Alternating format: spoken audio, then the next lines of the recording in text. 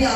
آپ صلی اللہ علیہ وسلم چاہتے تو مال کا ایک بڑا ذخیرہ حضرت فاطمہ رضی اللہ تعالی عنہا کو دے کر روانہ فرماتے. آپ صلی اللہ علیہ وسلم کے دربار میں کمی کس چیز کی تھی؟ ایک اعلان پر سارا شہر کا مال ایک ڈھیر لگا دیتا. مگر آپ صلی اللہ علیہ وسلم چاہتے تھے کہ ہماری امت کو آسانی اور سہولت ہو، تنگی اور پریشانی جھیلنا نہ پڑے. دوستو ذرا غور کیجیے اور اپنے معاشرے کا جائزہ لیجیے کہ ہمارا نگاہ بھی حاضر اعظم صلی اللہ علیہ وسلم کے مبارک طریقے سے کتنا میل کھاتا ہے. آج شادی کا مسئلہ ایک اہم مسئلہ بن گیا ہے. امیر ہو یا غریب، دیندار ہو یا بے دین، شادی کے مسئلہ میں ہر ایک متفقی نظر آتا ہے. حضور صلی اللہ علیہ وسلم اور صحابہ کرام نے کتنی آسانی اور سادگی کے ساتھ عمل کر کے دکھلایا تھا، مگر آج شادی ہی سب سے مشکل عمل بن کر رہ گیا ہے. شادی تو ایک خوشی کی چیز تھی، لیکن اسے ہم نے ایک مصیبت کا سامان بنا دیا ہے. آج کتنے صوبوں میں غریب مسلمان اپنی لڑکیوں کو ارزاں قیمت پر فروخت کرنے پر مجبور ہو گئے ہیں. لڑکیوں کی پیدائش کو معیوب سمجھا جانے لگا ہے. جس عورت کے صرف لڑکیاں ہو اسے بوجھ اور منحوس جاننے لگا ہے. کل تک تو نجومیوں کے ذریعے مذکر مؤنث ہونے کا پتہ لگایا جاتا تھا، لیکن اب تو الٹرا ساؤنڈ کے ذریعے جنین کے مذکر مؤنث ہونے کا پتہ لگایا جاتا ہے. خدا نہ خواستہ حمل اگر لڑکی کا ہو تو فوراً اسقاط حمل کو لازمی اور ضروری سمجھا جاتا ہے.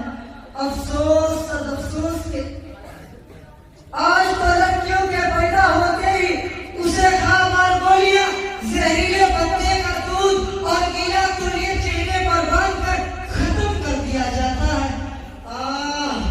آج کیا وہی دور جاہلیت کا آغاز نہیں ہو گیا ہے جہاں لڑکیوں کی پیدائش کو ایک سنگین عیب تصور کیا جاتا تھا؟ میں پوچھتا ہوں غیروں کے مالوں کے حریص اور لالچی لوگوں سے، بتاؤ کیا اس گندگی پھیلنے کا اصل سبب تم ہی نہیں ہو؟ اس ناحق قتل کے پیچھے کیا تمہارا ظلم کا فرمان نہیں ہے کہ اپنی پیاری بچیوں کی گلا گھونٹتے ہو؟ ان کے ذہن میں یہی خوف دامن گیر نہیں تھا کہ جب بیٹی جوان ہو جائے گی تو اس وقت میں اس کے جوڑے کی تلاش کے لیے ایک جاہل لڑکے کے دروازے پر بھی جاؤں گا تو وہ بھی کم از کم ایک اسکوٹر کا مطالبہ ضرور کرے گا جس کی طاقت میرے اندر نہیں ہوگی. آج ہماری کتنی بہنوں کے گلے میں ہار کی جگہ پھانسیوں کے رسیاں ڈال کر انہیں موت کے گھاٹ اتار دیا جاتا ہے. کتنوں کو مہینوں تاریخ کمروں میں بند کر کے بھوک سے تڑپا کر جان دے دینے پر مجبور کر دیا جاتا ہے. بہت سی نوجوان معصوم بہنیں اپنی اس مستقبل کے ہولناکیوں سے گھبرا کر اپنے گلے میں پھانسی ڈال کر خودکشی کر لیتی ہے. آخر ایسا کیوں ہو رہا ہے؟ ان غریب لڑکیوں کا کیا قصور ہے؟ یہی نہ کہ وہ غریب گھر میں پیدا ہوئی. غربت لڑکا حسن، سلیقہ، اخلاق، شرافت اور ذہانت کو نگل لیا. دولت کی کمی ان کی خامی بن گئی. ان کی تعلیم، کردار اور خوبصورتی غربت کی بھینٹ چڑھ گئی. آج ان کی تمام اچھائیاں بھی انہیں خوشیاں نہیں دلا سکتے، کیونکہ آج ایسا کوئی حاکم دائی نہیں جو انہیں غربت کی نظر سے نکال سکے، ان کے زخمی دل پر مرہم رکھ سکے، ان کے نرم و نازک جسم پر گندے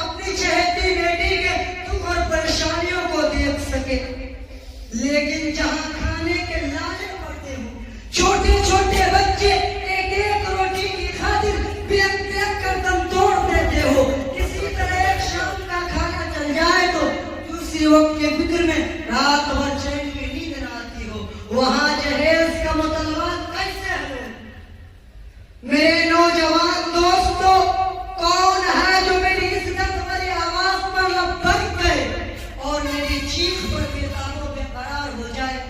और आज ही ये फैसला करके उठेंगे, हम जहेज और तिलक की लानत को मिटाएंगे। हमने अब तक जो नाजायज पैसे और सामान लिए हैं वापस कर देंगे। घरों में मायूस बैठी अपनी कुंवारी बहनों की शादियां कराएंगे और जो नाजायज मुसलमान करेगा हम उसका बाइकाट कर देंगे।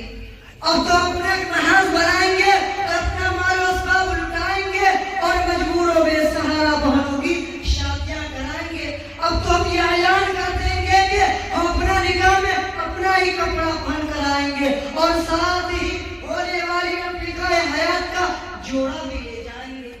और आज की डूबती कश्ती के मामला हम खुद ही बन जाएंगे और ये साबित कर देंगे कि महबूबे दो जहां मोहम्मद अरबी सल्लल्लाहु अलैहि वसल्लम के सच्चे पर के आशिक उम्मती है। शादी के मौके पर हम अपना निकाह मस्जिदों में ही मुनाकिद कराकर खूब खैर और बरकत लुटेंगे। निकाह होते ही फौज अदा करेंगे। शादी के मौके पर होने वाली तमाम बिदअतों खुराफात गाने बाजे और बारात को मिटाएंगे और जिन शादियों में इन चीजों के तमाम किया गया हम उसमें कभी भी शरीक न होंगे।